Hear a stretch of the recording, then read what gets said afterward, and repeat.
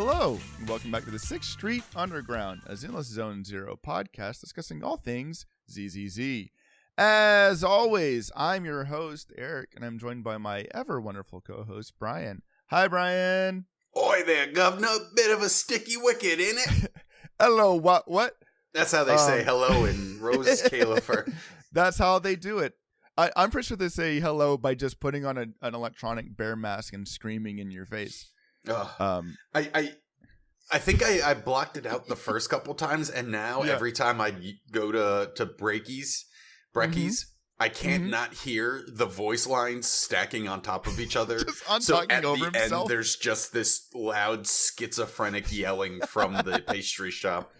I've been picturing some kind of like Bang-Boo Cerberus inside of the hat, so that like one head starts talking, but the next head isn't ready to wait for the first one to finish before they jump on top of it.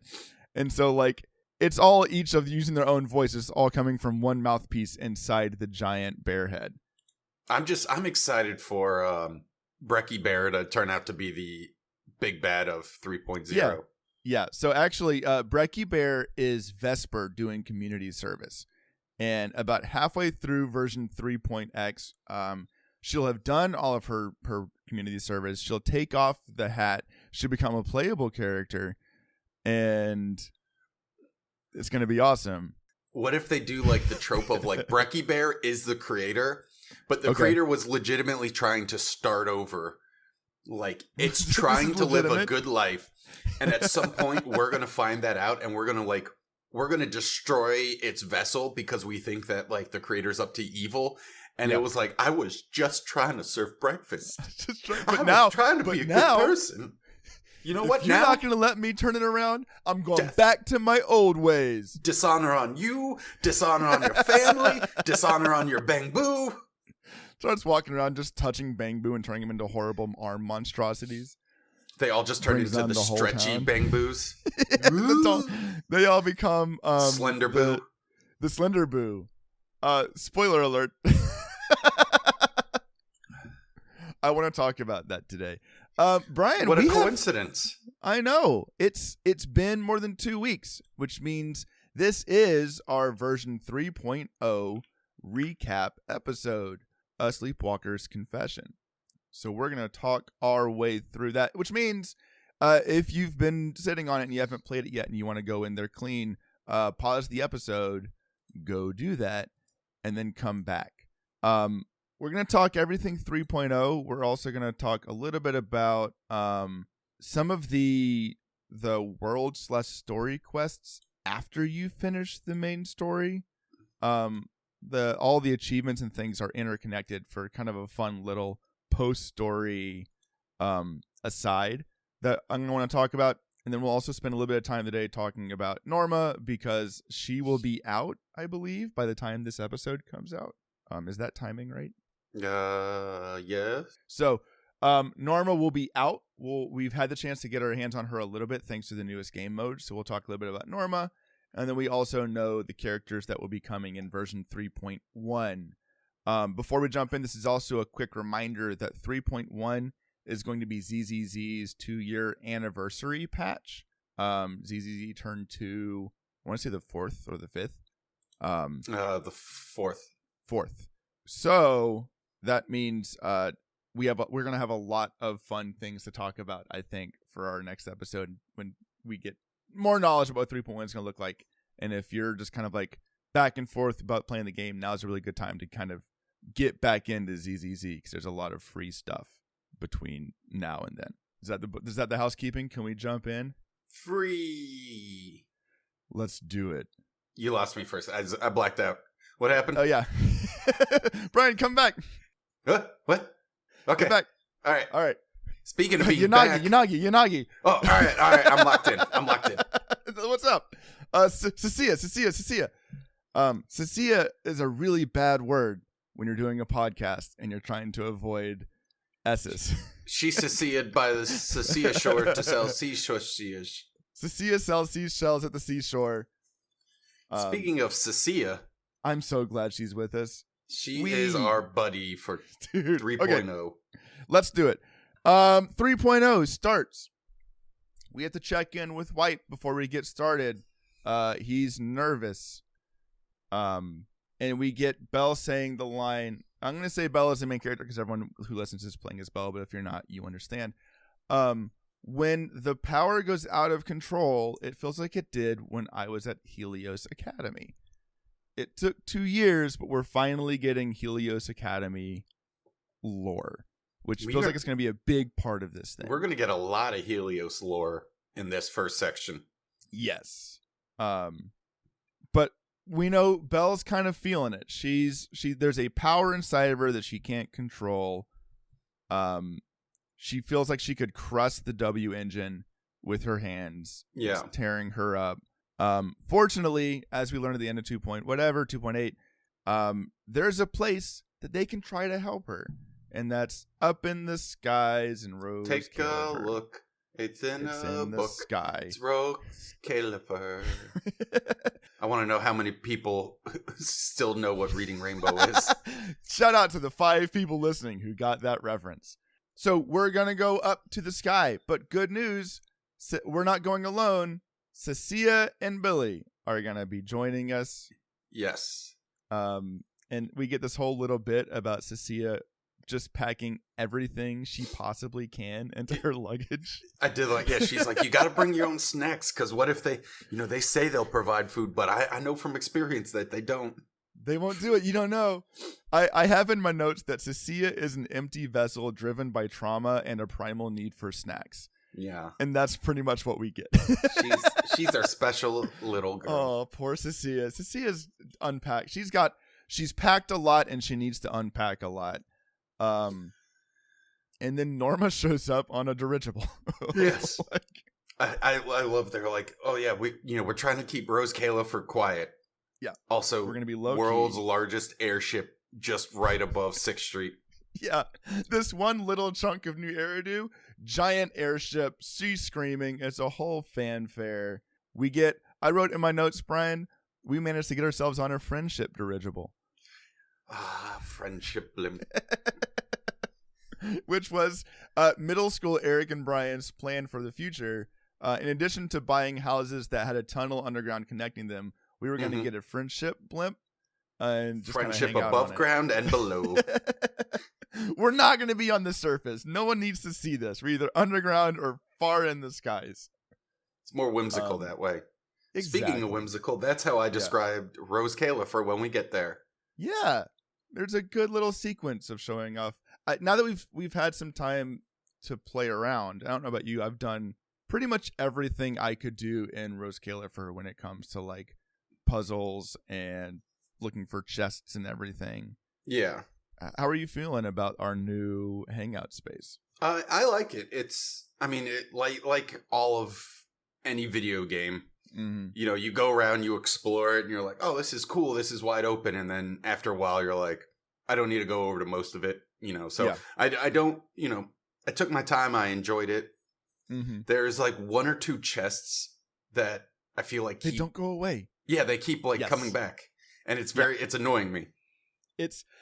I keep hoping they fix it. They haven't fixed it. Mine was one of the ones that was above like the Bamboo chessboard that you have to use a drone to scan. Yeah, that's the same one that I've got.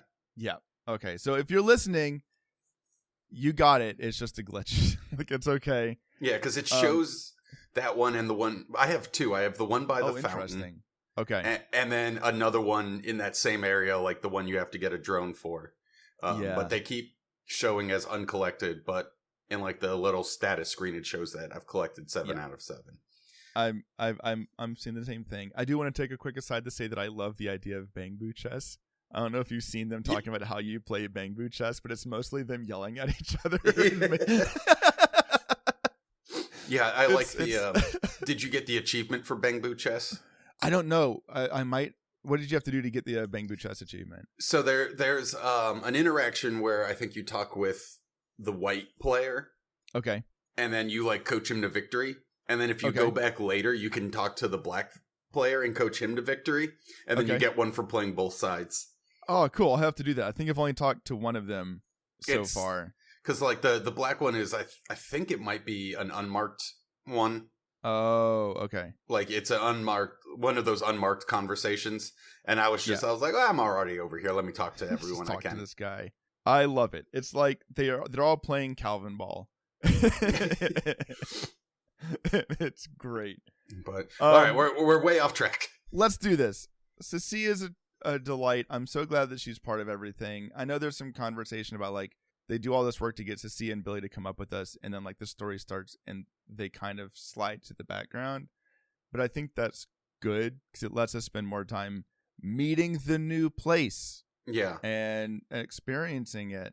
I liked the cutscene of the map showing us a little bit more of the scale of what the world looks like. Yeah. You know?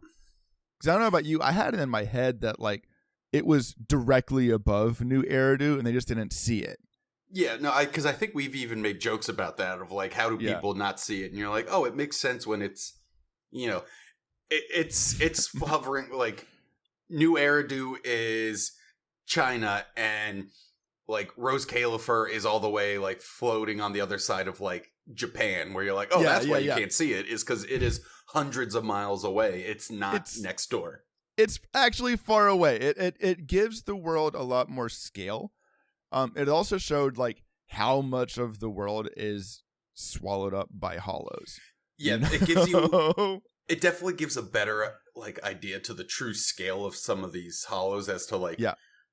You're like, oh, I mean, it's like, oh, that's why it's taken them 10 years and they still barely know anything. It's because some of these hollows are the size of entire countries. Yeah, these things could encompass all of Australia. Now I understand why we can't just figure it out real quick. Oi, got a spot of down under, do ya? I can't. Just going, it's all upside down. It also makes it very easy for them if they decide to do the thing that I assume they're going to do at some point, which is be like, listen, I know we said that New Eridu is the last like city on the ground, but also that wasn't true because over here is another area that we've just discovered or has been hidden and came out. Yeah. So we get some world building stuff. We get like, there's the Minerva storm belt that we have to go through. The whole thing takes place above Skamal Hollow. Yes, I think Scamal is how they say Scamal. it. Scamal's right. Skamal is another reference to a labyrinth in history and myth. And so, like, I think we mentioned maybe last episode, most of the hollows are named after labyrinths. But we have enough to talk about. I'm not going to talk about that right now. Instead, we're going to talk about, It's also Irish or Gaelic for cloud. That's right. It's a cloud. And we're above Cloud. We are above Cloud Hollow. We're above Cloud Hollow. And more importantly, Cecilia's taking pictures and she has so much personality. And I would watch a whole like travelogue series of Cecilia exploring Roscaelifer. Oh yeah, the intro of everything was like great.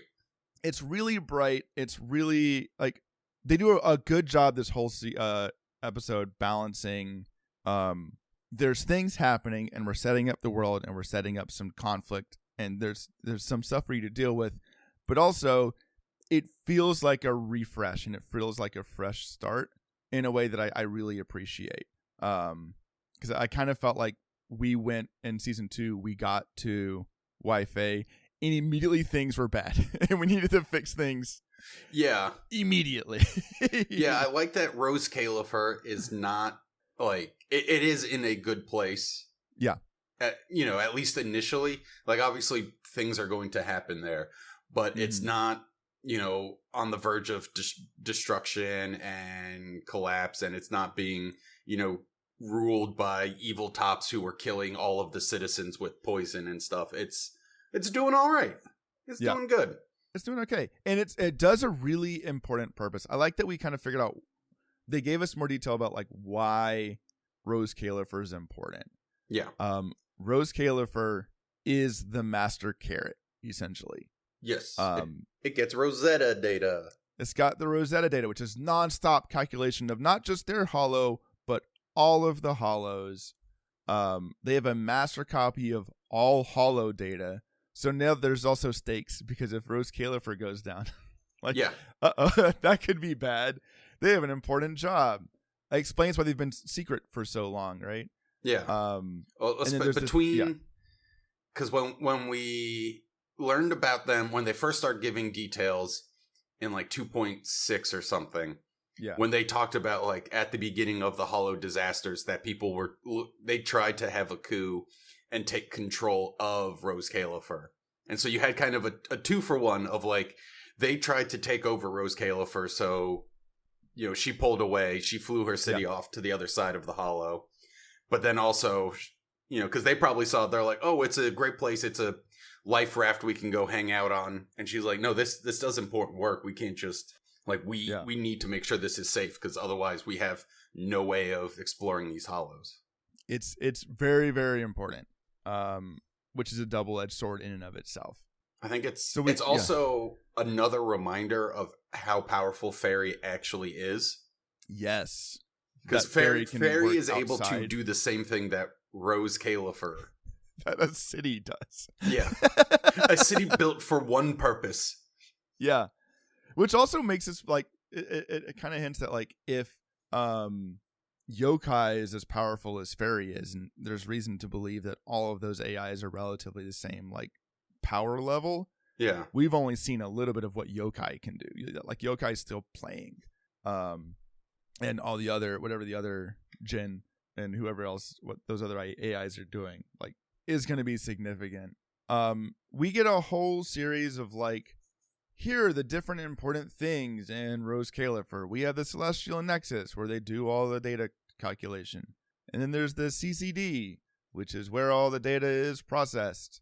We have our External Strategy Department, which is Valina.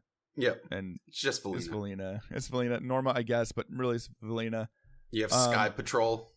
Airspace Control, which is the police. It's the Knights. All the events that have come out since then are like, yeah, we don't want to step on the toes of the Airspace Control team. And it's like, okay, we get it that they do all the fighting and stuff. But also, are they doing a good job? Because I'm watching a lot of Bangbu fly around on like sky scooters over Void with no seatbelts on, and it scares me.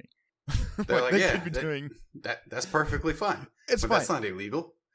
It's the universal thing of, it always reminds me of, was it the floating village in Skies of Arcadia? One Skies of Arcadia, but also I think like one of the Tales of games, where there's like all these floating cities and there's like single bridges with no handrails and there's just kids running everywhere. And you're like, what? You're like, what's the infant mortality rate of this city? Yeah. Considering I have a child who will sometimes just fall over for no discernible reason, I can't imagine being like, here's an entire land where the only fence in the entire town is used to fence in a farm growing 8 tomato plants. Everything else is free, baby. Knock yourself out. I can't imagine. But yeah, I do like that they basically, Lady Sunbringer is in charge of 3 out of 5. Yeah. Because then there's Flint Porceloy, who's in charge of Flint Workshop. There's Clarette, who's running Flint Workshop. Brian, we haven't seen her in game yet. I'm so excited for this character. Oh, you know, I'm so interested to see. She's going to have to be like the grumpy inventor, because we already have the eccentric inventor in Norma. Yep. And also kind of Grace. Like, yeah, we have the obsessive inventor and well, I guess they're both. Really, we're just going to be in a bad spot when those 3 get together. Yeah. Is what's going to happen. I do like, too, someone pointed out that Grace has Flint's equipment. Oh, yeah. Like, yeah, some of her equipment is stamped with Flint Industries. That's cool. That's cool. Brian, that's cool. Brian. I didn't find it. That wasn't me. I'm just reporting. I'm just the reporter. It's going to be really interesting to see how they roll out. Like right now, for lore reasons and also gameplay reasons, Roscaelifer is completely set aside. Yes. So like that's got some weird ramifications. Like I've done all of Valina's friendship stuff and like all her like wish events where you can walk around and they look at things and talk. She can only be in Roscaelifer. And I hadn't thought about that until I started doing that event. Like, you don't play arcade games with her. You don't take her to the flower shop. Oh, yeah. It's only Roscaelifer, because of course it is. So, like, when they do peel back this, like, travel ban, essentially, it's going to be really interesting to see how they handle those worlds mixing. Like, do we get to see Grace come and hang out with Clarette? Like, what happens here? That would be cool. I don't know if it'll happen because they didn't really do it with Wi-Fi.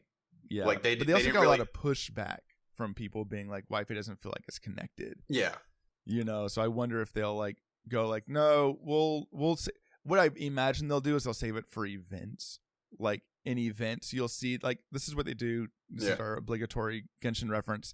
And Genshin, what they do is they'll have characters who wouldn't normally hang out meet through these short, like, summer events or other things. So you can see the interactions, but they don't have to work out long-standing, like, ramifications for that. That's basically what they did with Wi-Fi. But again, Wi-Fi, it feels even weirder because it is just like a car ride over down the road. Whereas, like, being of the excuse of like, yes, Roscaelifer is now technically open, but it's open in the same way that like VIPs can get there, but you still have to find a ship that can carry you through this like gale wind belt, and like, it's not like the doors aren't thrown open. It's more of like they left the side door cracked for a minute. Yeah, exactly. Before we move on to like actually talking about fun stuff, we haven't even, Eric, we've been distracted for the last 20 minutes. We just rambled. One more thing I noticed about Roscaelifer before we talk about story. The music in Roscaelifer, almost all the music in the game so far, especially in towns, has been written in 4/4 time.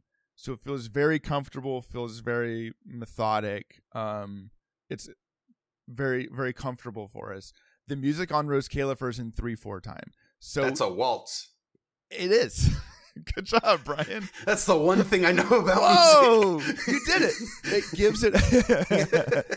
It gives it a swingy feel to it. So not only does it kind of give that like a little bit more lofty feel, it without even knowing music theory or paying attention to music, it probably feels a little bit different and otherworldly because they shifted time signature, is all I'll say. I just like there's more jazz. Yes, I love like the solo saxophoning on the corners and like all the jazz music. They put out a song very much recently that's got this good like house jazz feel to it for their anniversary. It's called Prophecy. If you haven't listened to it, you should listen to it. It slaps. All right, hold on. That was fun. Wow, what a cool one. Okay, thanks everyone for joining me on this adventure. We talked about the different stalls on Beckford Street last episode, so let's not talk about it now. Yeah. Instead, our cover for being in Roscaelifer is that we are students under Aurelia Academy's special program, which means we get new outfits. We're students once again. Yep. Oh, and also right before this, while we were, and I think maybe I mentioned it when we were going through, but like at the tea shop. Yeah. One of the Bang Boo refers to us as the witches minions. Yes. Which is cool, and I like how it resolves later on. But I just like that because they're like, oh, you're with the witches, you're one of the witches minions. And then like they just left. The Bang Boo just have this like internal lore around like the witch and the angel. Yeah. And they're like, we find out later who that person is. But I liked hearing them being like, no, I'm not hanging out with you because you're around the witch. I also like that Cecia's dream is to attend school so that she can blow off having to go to school. Like, oh man, I wish I was a student so I could not go to classes and hang out with people and skip. And like, Cecia, what are you doing? But and then more importantly, that's the cover for the siblings. We also have the cover for why Cecia and Billy are there. And they've managed to classify Cecia as their emotional support pet. And Billy is a toaster. And Billy's a toaster. He is a high performance, multifunctional domestic support unit. which is to say a household appliance. Yeah. Which feels like both robot and Thyran racism. Like being like, you're just a pet snake and you're a tool. But it's Cecilia and Billy, so they're like, it's just nice to be wanted. Yeah, they're like, all right, it's nice cool. to be here. Cool. They're like, I'm the better fake designation than you are. I'm the better toast maker. We also brought our HDD, which made me think, like, wait a minute, is Amber Hall's like electricity consumption going to absolutely skyrocket? And is that going to be detrimental to Roscaelifer and the precarious balance that they have? Like, considering everything that happens in Norma's lab just across the street, I don't think they're even going to notice. That's fair. She's been blowing stuff up on the daily. You really think that they should have taken her out of the subterranean bunker? Because that just focuses the explosions. Right. Is it contained or is it just... direct channeled? Channeled, exactly. Okay, so we start treatment the next day. New outfit, whatever. Go to sleep. Bad dreams are happening. And now we get some Helios Academy lore. Because obviously, school has some emotional weight to Belle and Wiglaf. And so it's brought up some past memories. We are introduced to 2 new characters. Brian, do you remember those characters' names? Serpico and Truvia. Serpico and Truvia. I think technically they call him Serpico. Serpico. But I hate that, so. Yeah, Serpico is fine. We find out that all of them have implants. Yeah. That's what Helios Academy has been doing. I like in the memory, she talks about, like, her and Wonton argued because Belle was worried that getting the implants would cause them to lose something forever. Something important forever. And then Serpico goes like, you're going to kill me. Like, clearly there's some, like, bleed between them. I think he actually said, you did kill me in it? Yeah. Like, it wasn't like, I'm worried. It's like, no, you caused my death. You killed me. You do this. So there's some significant trauma they're dealing with. I'm trying to remember of the 2, like, was it Serpico that had the silver hair, or was it Truvia that had the silver hair? I think Truvia has the silver hair. Okay, that's going to be important. So she's woken up by an explosion in the academy, and we're like, oh no, what's going on? And that's where we introduce the fact that Norma just kind of does this. Yeah, she just blows things up. And she just kind of blows things up for a while. Sigrid shows up, and I wrote down the very first shot of Sigrid is her butt. Yep. They know what they're doing. Hey Brian, I love her. I'm shocked. Oh no! Eric likes Uma Musume. Uma Musume. Okay, so I downloaded Uma Musume to my phone so I could make jokes and references to the game. I have not opened it yet. But I tried playing it. It was one of those where I'm like, oh, this is the game had started long enough in that I'm like, I can't be bothered to learn all the mechanics. Can't do this. Not for a joke on the podcast we do every other week. Oh no, that wasn't even for the podcast. That was just for fun. Gotcha. A new gotcha came out and the hype was there. We know a few things about Sigrid. We know that she's competent. We know that she's very serious. She does have a wonderful little mischievous laugh she does when she's like figuring things out. Also, in some of like the just talking to people around Roscaelifer, one of the things that like is known about Sigrid is that she loves bad jokes. She likes a bad pun. Oh, I missed that part. Yep.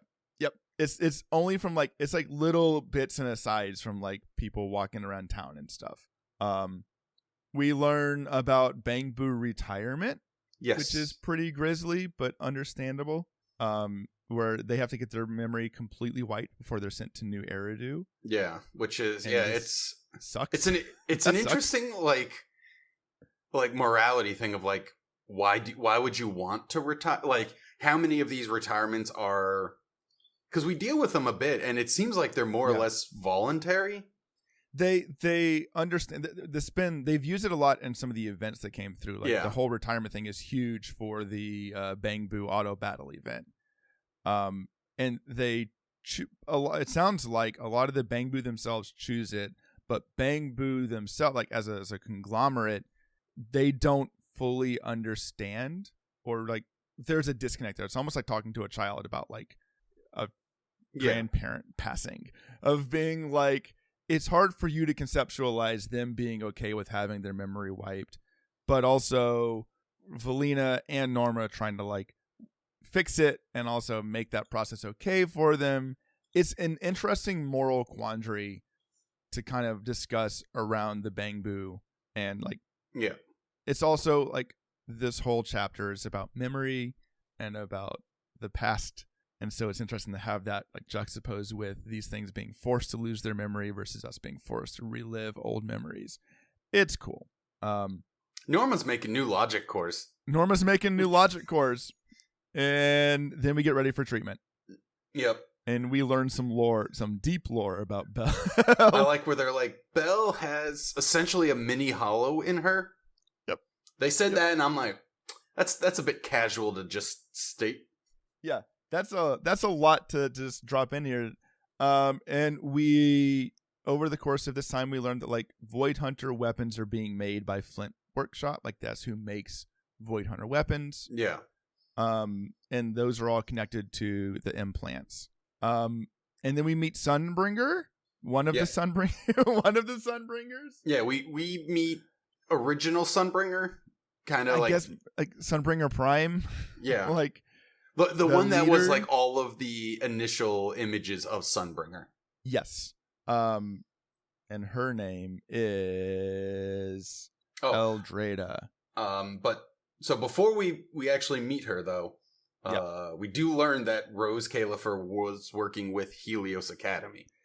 That's right. So we have a direct tie to that. Like that is why Roscaelifer is able to help us, is because they're like, oh yeah, we gave you the implant.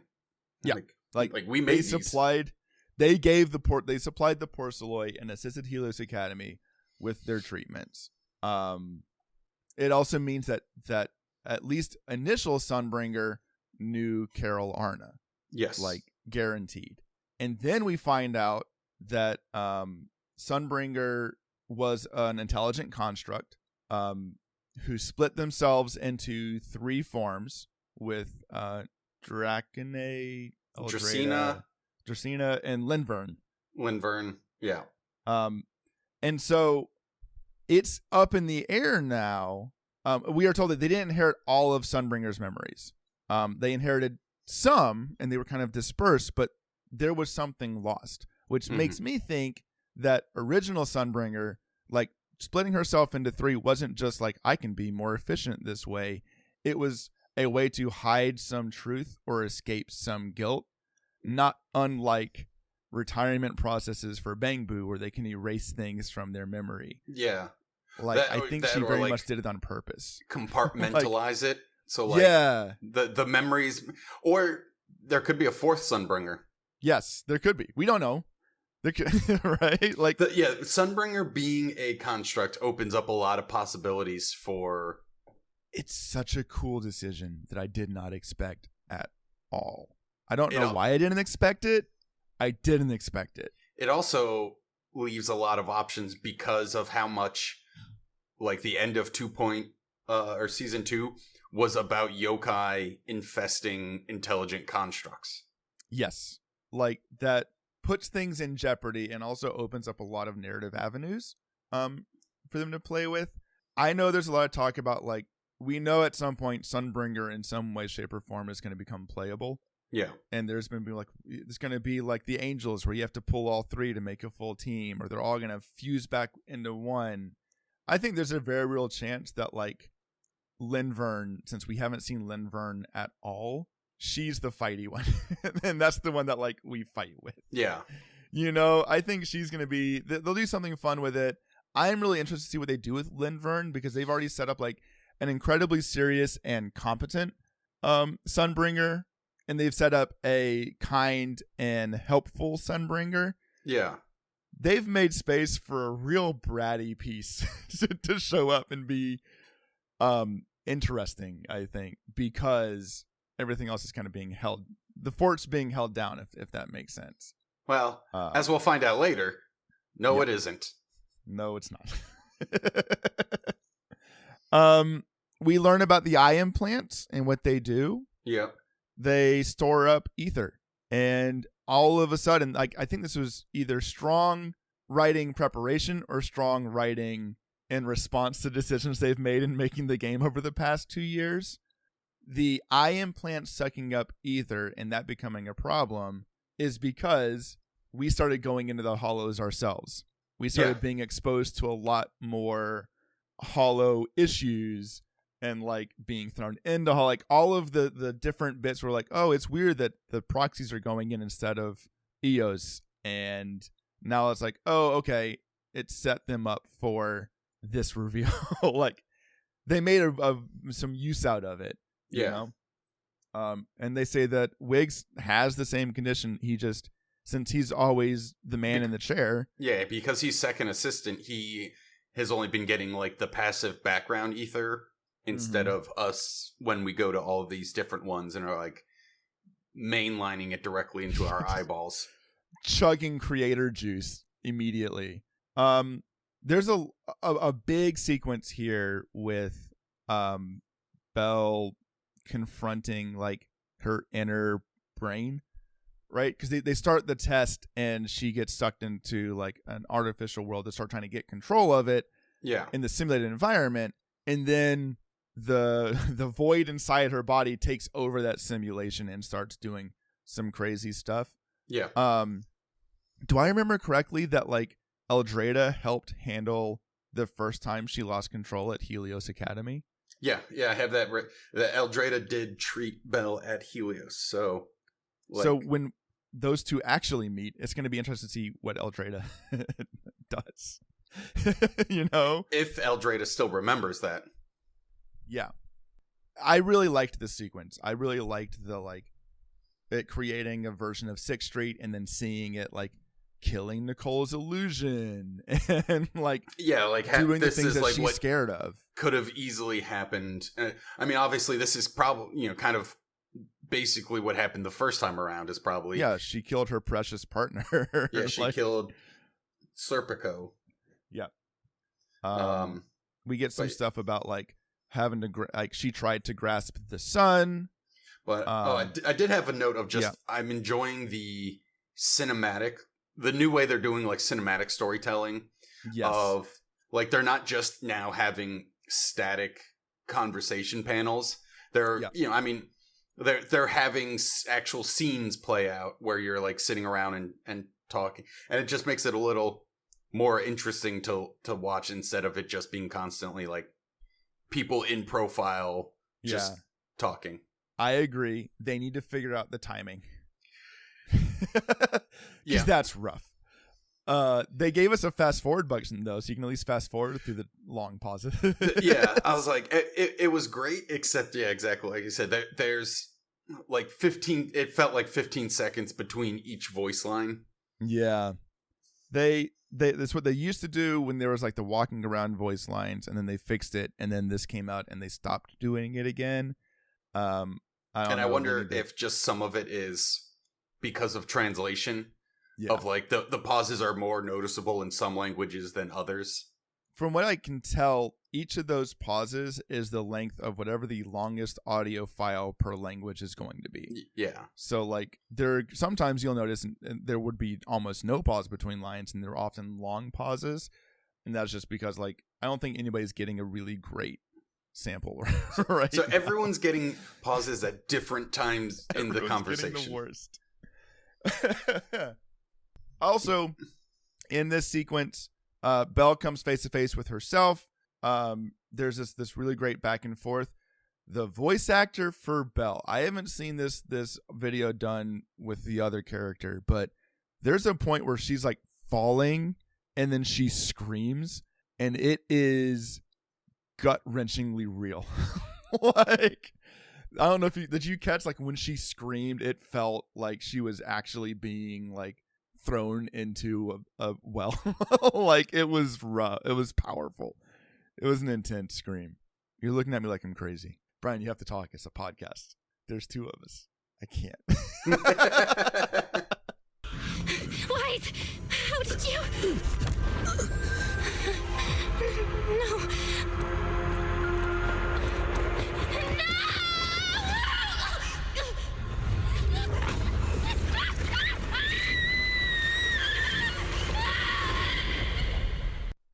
I mean, I didn't particularly note that scream. She goes for it. We meet Pyrois. Pyrois. It's Pyrois, but Pyrois shows up. So, yeah. That is the entity, which seems like a fully sentient being inside of her.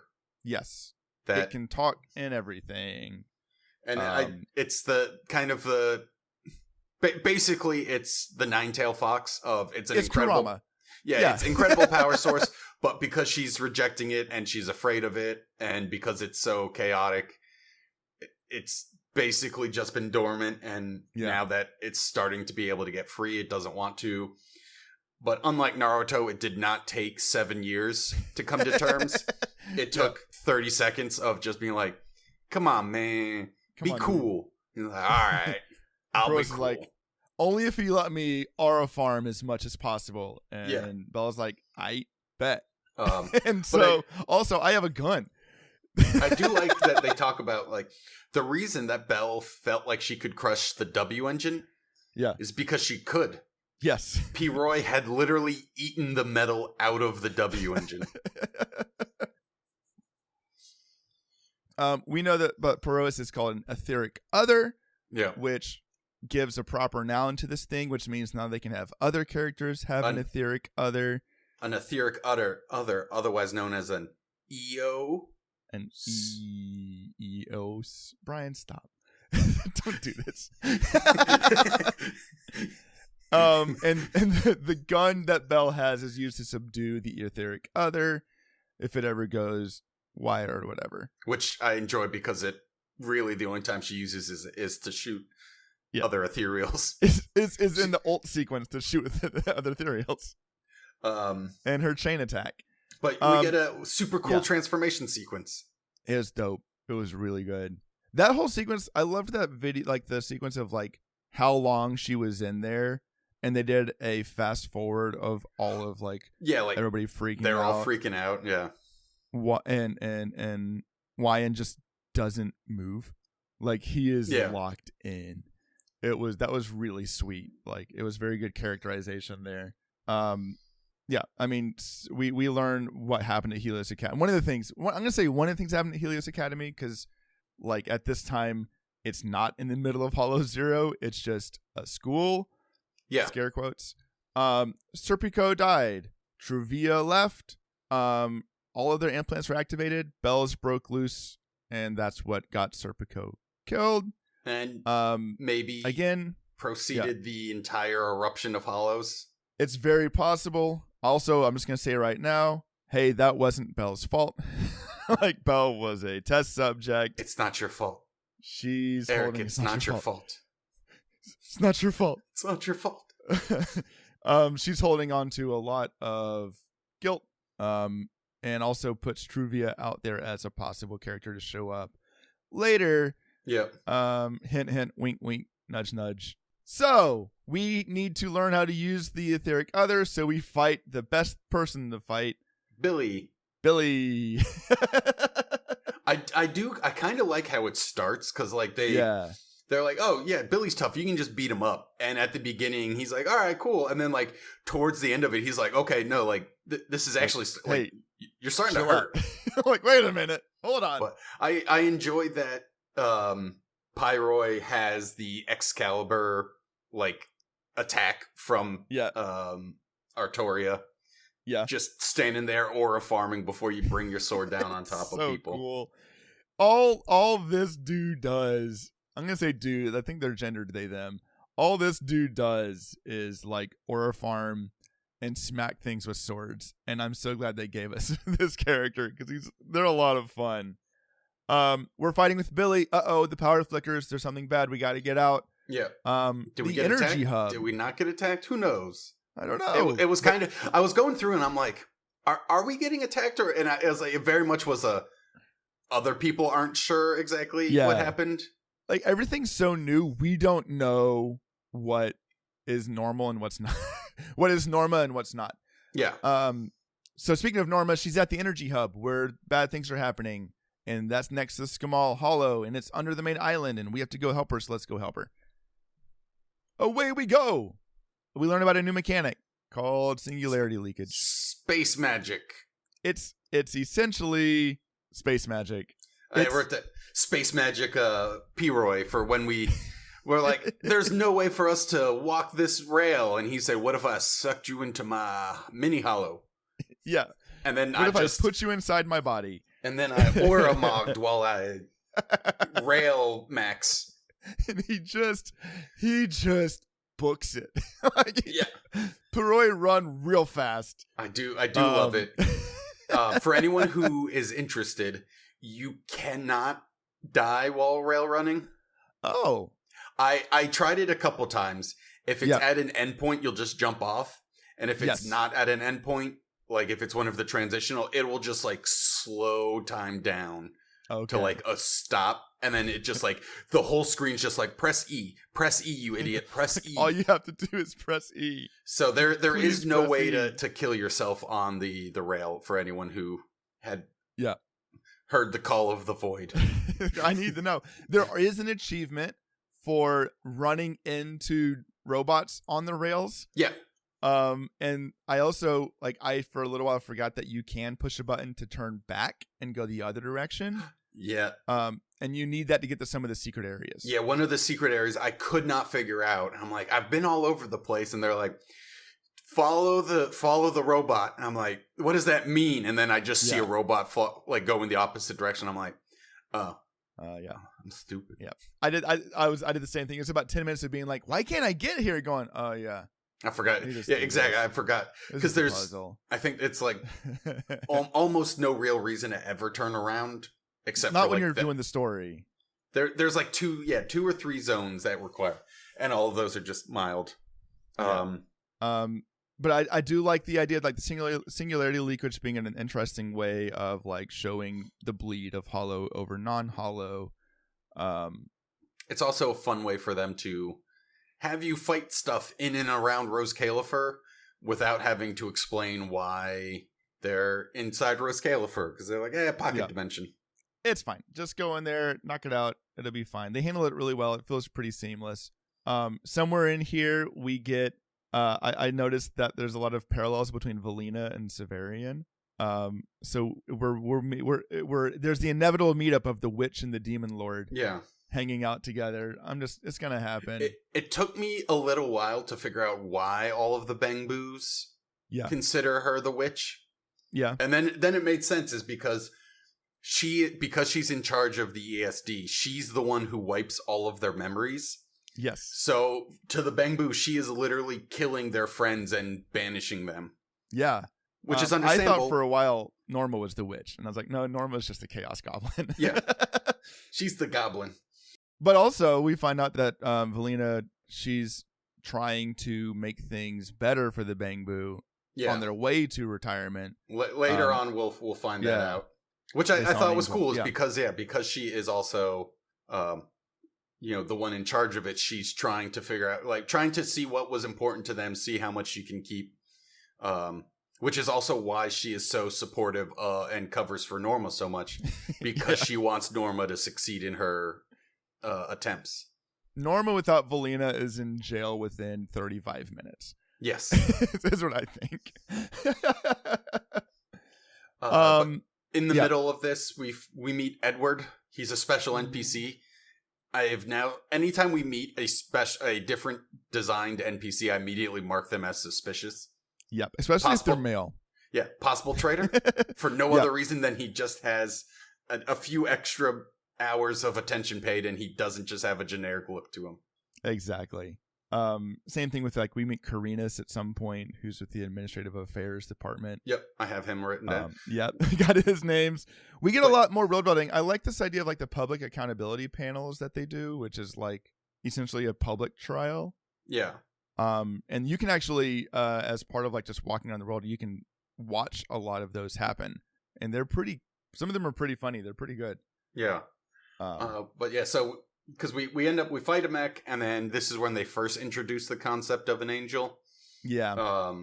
But yeah, and then the logic cores are what are being investigated, because people think that Norma's new logic cores are what's killing the Bangboo. Yep. And so if they don't convince everyone, they're going to all be rolled back to old logic cores. I like it where, after we get out and they're like, yep, the logic cores are officially under investigation. We're going to do an inquisition and make sure that, they don't suspect Norma as being malicious. They just think that she's making changes and that she didn't fully factor in. And Sigrid's the one who tells her this and also keeps giving Norma lollipops. I love the amount of times it's like Sigrid doesn't stop mid-conversation. She just hands Norma another lollipop. Hands her a dum-dum and is like, all right, take this. It feels like the aunt who doesn't really know how to mess with like their niece or nephew, but like really wants to. So like, I got a bag of candy, I guess. I like, but both Sigrid and Valina are very fun characters of like, outwardly they're very like stoic and professional. Yeah. And then Valina is just infinitely more caring than people know, and Sigrid is just goofy. She's doing her best. She likes puns, and she carries around lollipops. I love her so much. There was this like, I feel like the pacing was both really strong to like get us in, like about the time we got sucked into the rescue Norma situation was about when I was like, okay, get us into the story. Like, I know we've done a lot of like world building, we've done a lot of character creation. We do that, then we come back out, we get a lot of the Norma bang boo, that's like stuff going on. Yeah. Before we get thrown back in, and I knew we were going to get thrown back in because we'd seen it in the trailer. Like, I was like, okay, so far Remiel has not shown up. We've talked about her some, but we have not seen her. I like, fast forwarding through some of because there's a whole lot of like explaining why basically Norma wants to, I forget why, it says she wants to upgrade the logic cores due to some event. So Norma's really attached to a lot of the Bang Boo. Yeah. And so she's like, it's not like, she feels a lot like the other Bang Boo do, which is like, it's not fair they get mind wiped and sent away because they might forget like about specifically her. In the story they reference an event, but they don't say what the event was. Okay. Because I remember that it was something like ever since that event, but they didn't. They haven't gone into it yet as to what that was. I thought it might have been Simon dying, which was, I think, was one of the Bang Boo we saw in the Hollow earlier. Yeah. But I don't remember at this point. No, because if you do know, tell us in the chat. It's what preceded the whole logic core update. Oh, okay. So obviously she wants to, because then there's the whole other event about the memory chip. But there was something that happened that made her like really want to upgrade these logic cores, and they haven't covered that yet because that'll probably get covered later because it's part of the main story, and the Bang Boo chip was just for the memory portion. Yeah, and they do that with some of the event stuff. Yeah. But then we have a fun scene where Wise almost kills Norma. Yep. When she sneaks in. Because she sneaks in for some reason, trying to be sneaky. I did like talking to the person at the Bang Boo Theater, and they were putting on a play of King Lear. Yeah, I knew Eric was going to enjoy that. Like, they reference literature. I need to go back and watch more of the plays, but all of the plays have been very good. Like, one of the plays you can watch is them like recounting the end of chapter 1 of ZZZ, but it's from Eos's memory, and he's changed a lot of things around. Yeah. It's a very good parody of like Miyabi just showing up and talking about melons and killing things. And like, it's great. But let's get into the major act here. Yeah. We're going to sneak into the CCD. Oh man, I had so much fun doing this. With Norma. I love the part where like we're going to go into the CCD and Fairy's like, I don't know, and then Norman's like, oh wow, but aren't you like the world's bestest, greatest AI ever? And she's like, I'm in. Yep, let's do it. I'm ready to go. And they definitely don't get caught immediately or anything. I do like sneak in immediately caught, and then I wrote down cool jazz music. Good music. It had the like Persona kind of vibe of like it did, yeah. A lot of the music in here has it like Persona 5 feel to it. That specifically, like really, I was like, oh, that felt a lot like Persona 5 when you're in a like fight. Yes. I like Norma being like, we have to save the Bang Boo so they don't lose their memories. And then she's also like, I'm going to erase the memories of any Bang Boo who encountered us. Yeah, so I wrote that down too. I'm like, that is a huge ethical Norma. dilemma because she basically partially lobotomizes these Bang Boo. Like, hold on, girl. Like, your morals flipped real quick. Like, not about me. I can delete my memories. It's other things. That one was definitely one of those moments where they're like, okay, how can we do this so that way there's not long-term consequences? Yeah. And didn't think about the implication of the whole point of this story is about preserving their memories. And then Norma can just casually wipe people's memories. Yeah. It was funny. It doesn't really matter though. They encounter a bunch of Bang Boo. I liked the scene of them like tiptoeing away, like running away from the Bang Boo army. That was so great. They opened the door, and then I wrote down they're hiding she's like poking the doors, and she's like, "Watch your fingies." Norma's little finger pokies poking him back behind the door. The animation for that whole sequence is phenomenal. Oh god, yeah, that was probably my favorite moment in the entire. So good. Absolutely. And then we immediately figure out why that everything was going terribly for our plan is because Remuel's here and she's been kind of just kicking things over as she walks through CCD. The implication being that we didn't set off the alarms. We just happened to be there when Remuel set off all the alarms. Yes. She doesn't care. Like it's not part of the plan that she has. Getting caught is not a factor. So she's just doing what she wants to do. Yeah, she's like, I'm not worried, so... But then she got stuck because of all the alarms going off. Yeah, I like it, and then Remuel's like, oh, I need help, and then they're like, we're not going to help you, and she's like, oh, but aren't you, like... I like how Norma, like, sweet-talked Fairy, and then Rem sweet-talks Norma by just like, oh, but you're so cool and great, and you make all this stuff, and she was like... Let's help her. Okay, Remy, let's do it. We got you. Remuel's characterization so far is like she's. I like how distant she feels. Like she's perfectly content to not rise to the bait and just talk to people and let things happen. Like it does feel like she's on a different level than everybody else and is kind of playing her own game. Yeah, she's. You know what I mean? It's like not an airhead.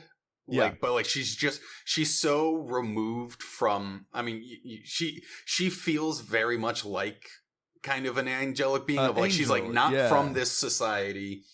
She's here. She's very confident in her own abilities, so she's not worried. Yeah, and so she's just like going through experiencing things and just isn't reacting the way normal people react. It's really it's a cool way of doing it, and like it's interesting. And then there's a singularity leakage at the CCD. And we get attacked by ethereals. At the lighthouse. Oh, yeah, because this whole reason we're doing it is because we're chasing the angel. Because we thought the angel was Remuel, but the angel isn't Remuel. It's not her. It'll be later revealed that it's someone else who's even more terrifying. And I've cut the part of the episode out where I said it earlier, so it's okay. They jump into Skamal. We're going to the fissure to follow the gold-eyed ethereal. Head off to Skamal Hollow. Yeah. Well, we see the spider ethereal, and another Bang Boo has died. But previously, they thought like that there was ether was being leaked, and that's what drew these guys in. But then we're finding that the Bang Boos are dying immediately. Yeah. Like, they're not getting corrupted from being in the hollow for too long. They're just immediately dying. They're the ones triggering the singularity leakages, right? Like, we'll find out it's like basically someone had put in a backdoor to turn them into ethereal bombs which is wild, to cause these hollow openings. So basically like they've turned these Bang Boos into unknowing like saboteurs. Yeah, portable hollow triggers. We don't learn who's been doing that, right? No. Because there's, if only we knew of some entity that's capable of infiltrating artificial minds and causing problems. I wonder what it could be. Yeah. Well, yeah. And we keep seeing these weird doodles everywhere we're going, and we're trying to figure out what those are all about. And then I also like the part where Fairy does a Bangbu voice in just the most ridiculous way. It's very good. We're like spying on them, and what do you think? Oh, I'm a Bangbu. I think we should go over here. Like, okay, Fairy, cut it out. Oh man, we get more Pyrois run fast. Yep. We learn about Norma's old giant Bangbu project she was working on, that she had the table. Yeah. And then amidst, unless I've missed something, the next big thing that happens is we get attacked by a big old whale. Yeah. So we fight the spider monster. Yeah. Gertablulu. Gertablulu. So we beat the spider monster, and then a super mega monster shows up. That's how I did do a quick Google about Gertablulu because Final Fantasy likes to use it as a name for enemies sometimes. They were mythical scorpion men from ancient Mesopotamian mythology. Were like underworld guardians and whatnot. Oh, you mean like The Rock? Yes, like The Rock. From The Mummy 2. From The Mummy 2, Electric Boogaloo. Scorpion King. This is important, though. In addition to being The Rock, they guarded the gates of the sun god Shemesh in Mesopotamian mythology. So Gertablulu is attached to sun mythos, just not the Greek faith in sun myth. I'm beginning to think sun imagery is important. I'm starting to think that might be important. Bashmu is also a Mesopotamian. Yeah, I was gonna say Bashmu also sounds Mesopotamian. Yep. Okay. All right. So Bashmu is Mesopotamian. We but yeah. Yeah. Not that important. So but yeah. So then we have a super. I think it's cool. No, I just meant like they're like, but there's not much more to it. No, it's just it was just a mythological creature from Mesopotamia. It's a cool way to name these things. We get a really excellently choreographed sequence. Fighting against the big worm with Remiel doing Remiel things. I like that this is like another example of how actually different Void Hunters are versus regular people. Yeah, because Remiel just sees this monster and she holds it off for, I mean, a good little bit. Yeah. Considering the size of it. And like, so the whole time we're just running, dodging things as we're, cool. And like, she's just flying around and absolutely shablasting it. With her special wings. Yeah, she's got turbo wings. Oh, man. And really, if you think about it, 2 Void Hunter weapons were used to even like deter it because we also needed Bell to control a singularity leakage to like cut it off. Yeah, Belle's quickly learning her powers, very much like when she was in Yishuan's power or like temple, because she's like running and Pyrois like, I told you I can do a lot more. She's like, watch this, and then just opens and closes singularity leakages. It's so cool. But yeah, and then I wrote down like Rem is super strong, almost like she's a Void Hunter or something. That's wild, man. But so we were able to beat the monster, not throw it back into the void. Yeah. It's not dead. It's still there. Yeah, very much that was just a survival. We don't kill Gertablulu either, right? Like it's the current like new weekly boss, but we don't. I thought we killed Gertablulu. I thought we might kill it. Either it fell off, or I thought maybe like it got eaten by Bashmu. Yeah, that'd be cool. Either way, I like the new Gertablulu fight a lot. I think it's a very interesting fight, and they added a new mechanic for us that we hadn't seen before with the double tap on the gold cross on the screen. That I just mash switch a bunch until I get the button to come through. Yeah. But also after that, like, Rem kind of hints that something's wrong with her. Yeah. I was trying to remember what. After we beat, she's like, I can't remember if she said I won't be able to do that for much longer or in my conditioner. She like casually mentioned something about like there's something going on with her where she's like dying or sick or like she didn't like specify, but like she's Remiel is there's a reason leaving. Remiel is running all over the place, and it's not just for fun. Yeah, like she's trying to accomplish something. It sounds like on a limited amount of time. Mm-hmm. I missed that. I'll be interested to see what they do with that. Yeah, and then then the Toby that we saved, He's dying, and the only way to do it is you got to change his logic core, but he's locked out, and he has a secret password that no one has except for the angel. And then Valina's like, use this password. Use the password. Because Valina's the angel. This is the first time in this episode that anyone's going to make that statement. Oh, man. I never saw that coming. It was a really good sequence, and I liked, I loved it, too, because, all the Bang Boos are like, wait a minute. She's the angel? I'm like, hold on a second. But she's the witch. She's the angel witch. Oh, no. But we saved Toby, which is important. We saved Toby. Old Toby. Gets saved. Everyone's happy. I just laughed because Valina's like, yep, we've immediately named both of these monsters, Gerda Blulu and Bashmu. I'm like, where'd you come up with that name? like who's making these names? Is it like, actually, you know what? That one, I've been reading this book recently and I'm really into it. So here you go. It's like my child naming his stuffed animals over whatever he's obsessed with right now. Yeah. You know, like I've been watching a lot of Star Wars. That's Mando. So we have resolved the issues for now. But yeah, the logic core is resolved too. Yeah, this is where we find out that the logic cores are not the issue. It is something else that is being implanted into these Bang Boos to cause them to explode in these ether eruptions. Exactly. Yeah, and so then we start the kind of denouement here. Remuel's waiting in our... Thank you. I was channeling my inner Pyrois. Remuel's waiting in our room.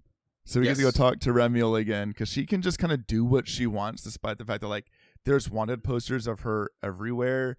And she's number one wanted criminal in Roscaelifer. And she's like, I can just kind of do what I want. So excited for 3.1 when it's very obviously going to be Sigrid. So mad that Remuel's just able to do whatever she wants and then clear. I'm imagining at 3.1 Remuel's going to clear her name. So I was just thinking about this. They don't do character stories anymore, which is a blessing and also a hindrance, because I like the character stories, but also some of them got pretty weak.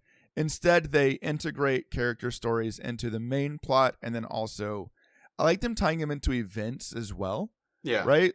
A lot of Norma's story, character story, is in the story, but also the long event that's running with the Bang Boo Auto Chess is a Valina story as well, or is a Norma story as well. Yeah.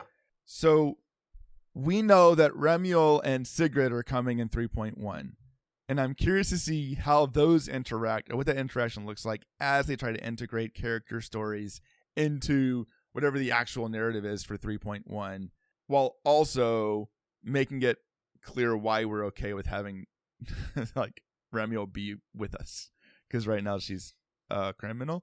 Yeah. She's wanted for high crimes and treason. Give me one sec. I heard a noise in my house that sounded like a horrible machine had broken. It was one of my cats knocked an aluminum tray off the counter and had put a jingly cat ball inside of it and was attacking it. It sounds like a washer full of bolts. It sounded like our washing machine falling apart. Sorry. Anyways, she's a wanted criminal. But this is where Remuel mentions the Enchainer. The Enchainer. And at this point, I was tired, and the only note I wrote was, have we heard the word Enchainer before? Not that I'm aware of. Okay. This is them introducing the issue. New proper nouns. Yeah. I'm assuming Enchainer is probably going to be related to... There's a lot of spider imagery that's going to be coming out.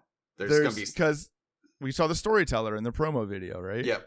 Who looks shockingly like one of the people on the picture of Belle and Wingle's who may or childhood. May not be blind because she removed her fake eyes.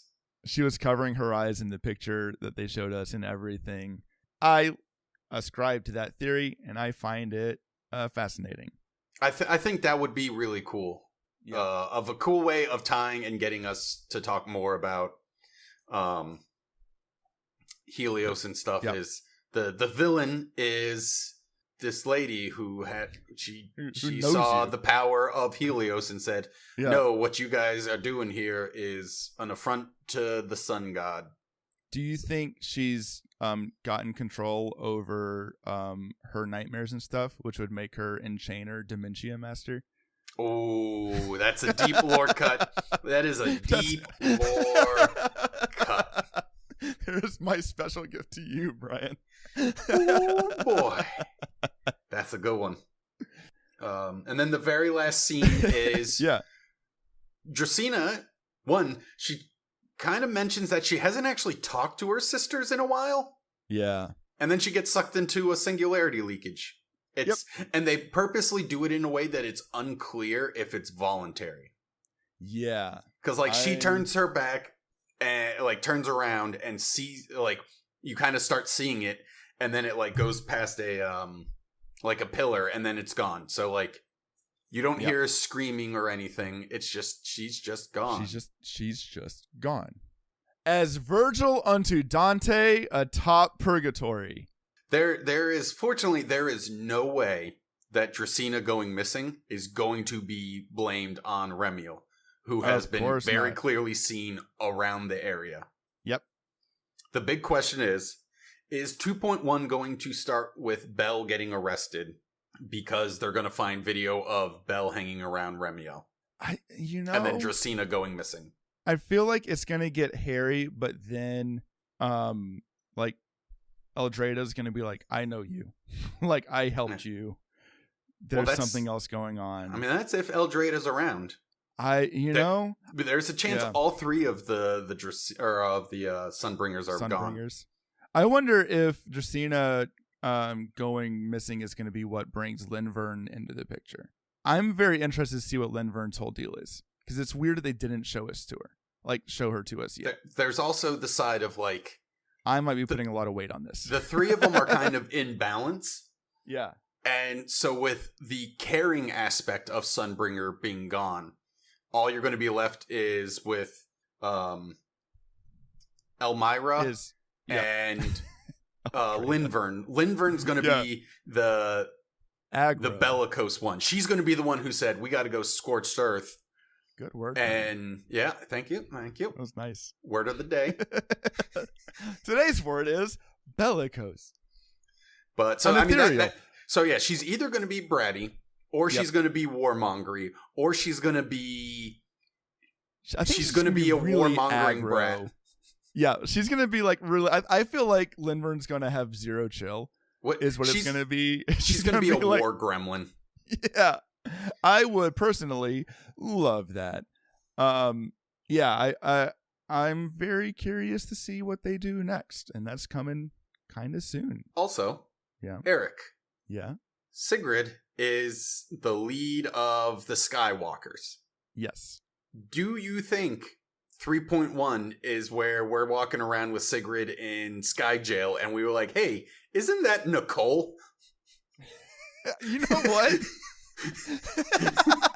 There's a very real chance that we get halfway through 3.1 and we get a call Billy's like, hey, so I need your help because I kind of figured something out.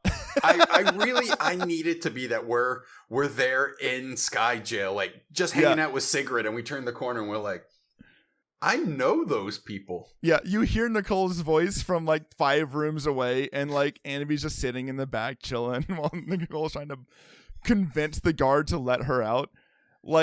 Brian, you might be right. That's a thread they gotta pull eventually, right? Oh man. But okay, that was the story for 3.0. That's the story for 3.0. There was a lot of it was a lot of ground laying. So half of the story was just building foundation of the world. Yep. But I liked it. It did what it needed to do. Yep, it teased the bigger issues and some of the players and sets everything up.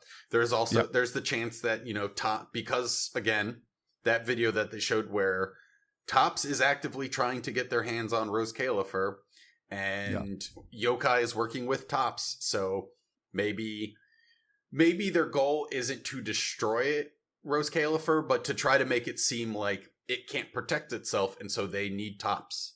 They're going to step in. I mean, like, just knowing that the data that controls everything, essentially, is housed in Roscaelifer is more than enough reason for tops to set eyes on it.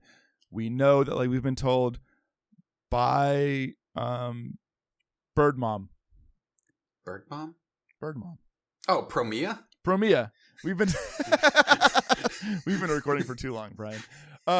Because we've been told by, like, Promia, like, don't trust tops and don't trust me. Like, there's some shenanigans afoot.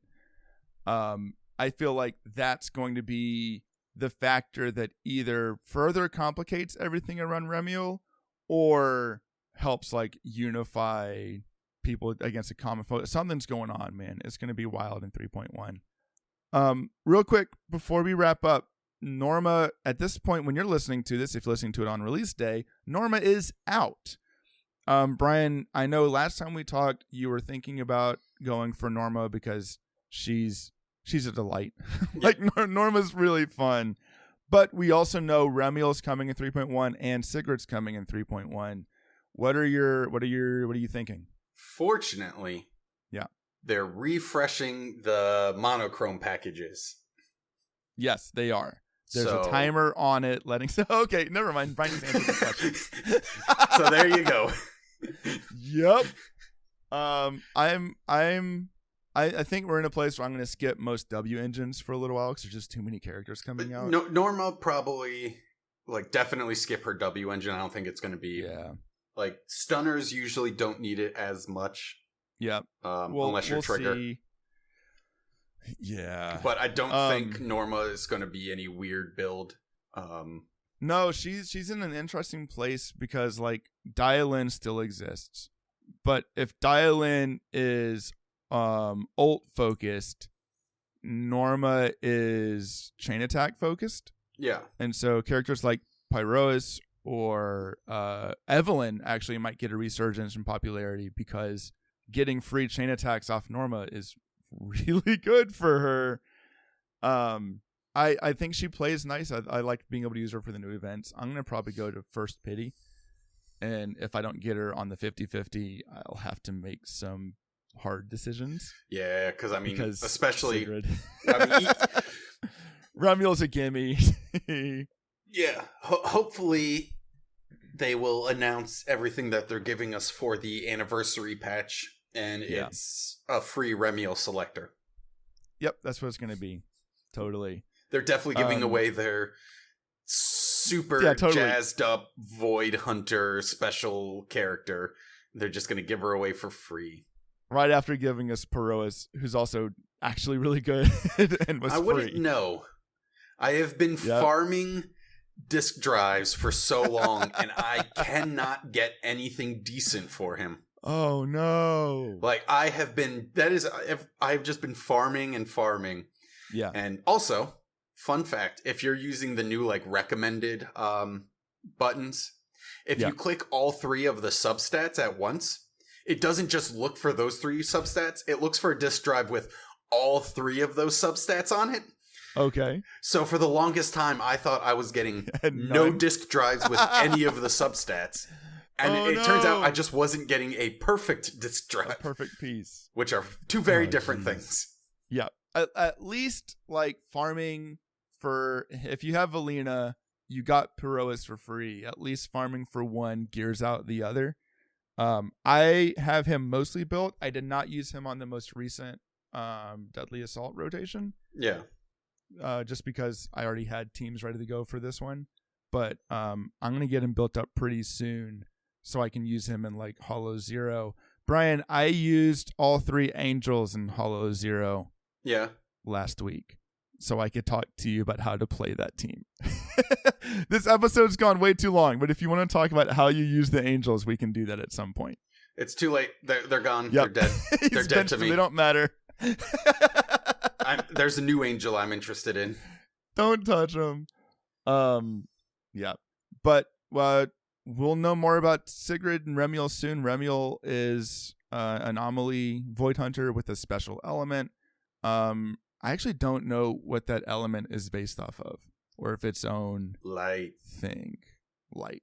Yeah. Light. Yeah, I don't know. I haven't seen if it's going remember. to be a special, like its own special. If we're getting 2 elements added, like immediately. I want to say I can't imagine, but you never know what they might be planning. I assumed it would be like alt wind. Yeah, that's just like Miyabi does alt ice. Yeah. But once we know more, or if you know better, tell us in the Discord. Sigurd is an ice attacker, which feels like we've had one of those, but we haven't had one since Hugo. So, and no one got Hugo, so we actually haven't had one since Ellen. We haven't had one since Ellen, and Ellen got updated, but it probably needs another round of updates. Let's close this thing out, man. I think we covered. Boy, we had to have covered everything at this point. Well, we didn't cover any of the events. No, we didn't. And my Steam Deck just died, so I can't even pull him up and look at him because we sat here for too long. The big one, the permanent one, is the normal one, the Genius Bangbu developer. I ran out of things to do in that. I am almost done with it. I have to S-rank like 3 more of them because I've been doing them like 1 at a time. Yeah, just like come in, try it a time or 2. I think I've got like, but yeah, I'm basically done with it. I found Miss Esme plus Avakabu, nothing can die, which is good. like okay. Just things don't die. Lucky Boo is really, really good because it's a 1 cost, but it puts a shield on your characters that like just nullifies damage. Night Boo can't die if you've got a little bit of support. So Night Boo's good. And then, what's its name? Boo Resher. Yes. Boo Resher is really, really good because Boo Resher plus like Night Boo gets a stacking shield whenever it uses its skill, and Boo Resher refreshes his skill really, really quickly. And so, like, as long as he doesn't die in the first 5 seconds of the fight, it's just this huge shield that doesn't go away.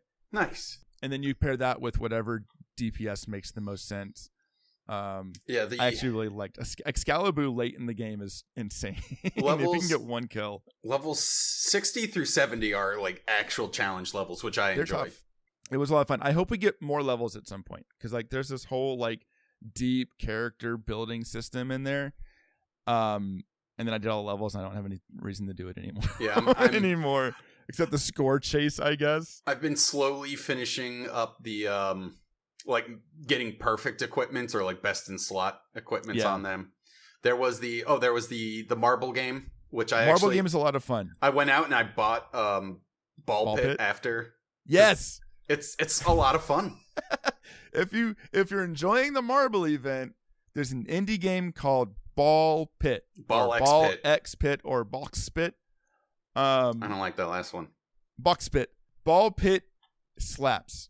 Like, it's worth picking up. It's really, really good. Ball Pit is like Vampire Survivors, where I like a rogue light game. Yeah. I like a game where it's like you're going back and you're fighting the same levels, but there's also progression.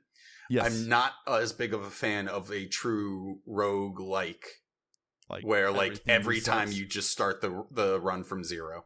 Ball Pit having the town builder element, it's so much makes fun. It insanely addictive. I like the town building Peggle. Yes. Yes. Should I close it out now? Is there anything else to talk about? Oh, we didn't even talk about the storybook.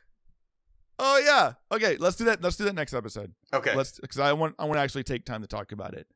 And on that cliffhanger, on that, oh boy, if you like what we do, like, comment, subscribe, follow, share with your friends, join our Discord, all that cool stuff. If you're rolling for Norma, good luck pulling for Norma. If you're trying to not roll for Norma because you want to save for Remiel and Sigrid and whoever else comes after, good luck with your self-control. We know how hard it can be when you're like, I don't want them. And then all of your friends are like, I got her. And she's really good. And you're seeing videos and you want her. Otherwise, we will be back in 2 weeks. We will be back on July 23rd for our next episode. Oh my. Where we will be talking Norma. We'll finally talk about the storybook stuff. By then we should have information about 3.1. Yep. I imagine. I would, yeah. Because that should be it's about a gotta week be. before. Exactly. Perfect. All right, man. It was fun. Until next time. I don't have an outro for this episode. We don't know how to end this podcast. Are we done yet?